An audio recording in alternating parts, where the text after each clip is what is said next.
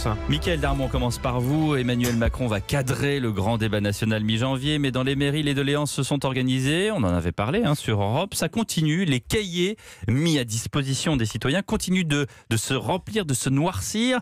Une association de maires, Génération Terrain, va justement remettre les toutes premières contributions au président de la République. Oui, effectivement, à travers une cinquantaine de mairies labellisées sous cette association qui valide les bonnes pratiques de démocratie locale, eh bien les Français s'expriment. Un cahier est déposé sur une table, une affiche, nos idées pour la France et une moisson récoltée chaque jour. Les contributeurs sont recensés, les contributions classées selon les sujets prioritaires. Alors qu'est-ce qui émerge par ordre d'importance? Eh bien le pouvoir d'achat, la dépense publique, la voix du peuple, dit-on, la manière de s'exprimer, la sécurité et l'écologie. On remarque d'ailleurs l'écart entre pouvoir d'achat et transition écologique, tout simplement aux antipodes. Alors c'est un échantillon sur un panel de 80 mairies. Il sera intéressant de constater si l'ensemble des contributions des Français, une fois le débat terminé, confirme cette tendance. Et justement, l'organisation de ce débat doit être précisée par le président lui-même. Il veut être en première ligne. Oui, il a dit, il le fera, on le sait, par voie de presse, l'Élysée l'a annoncé. Mais le plus important,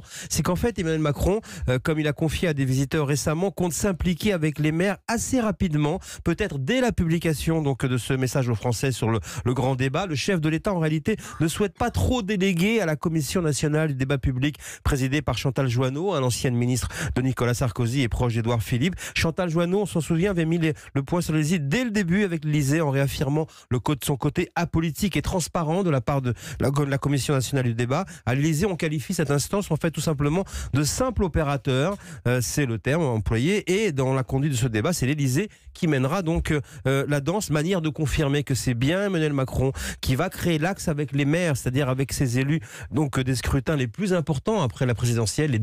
Les élus les plus légitimés sont les maires et le président de la République. Donc l'opération légitimité renforcée a commencé. Merci Mickaël.